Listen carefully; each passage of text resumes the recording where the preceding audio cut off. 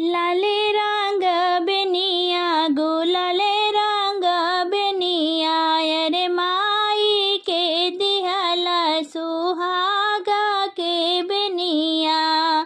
लाले रंग बेनिया गुलाले रंग बेनिया अरे माई के दिहला सुहाग के बेनिया।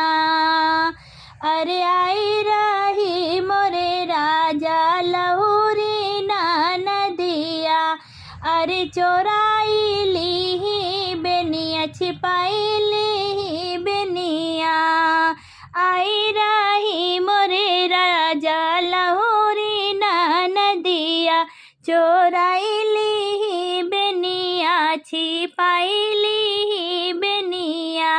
अरे अगिया लगाऊं तोहरे लाल रंग बेनिया गुलाले रंग बेनिया अरे हमारे बहिन के लगाऊं धना चोरिया। अरे अगिया लगाऊं तोहरे लाले रंग बेनिया गुलाले रंग बेनिया अरे हमारे बहिन के लगाऊ धना चोरिया।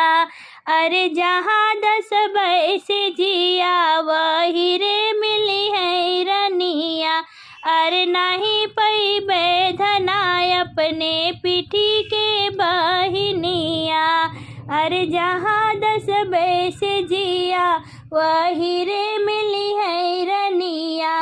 अरे नहीं पैबे धना अपने पीठी के बहिनिया। जहाँ खोलबै चेरा वही रे छैला मिली है। अरे नहीं पैबे माई के हाथ काई बेनिया।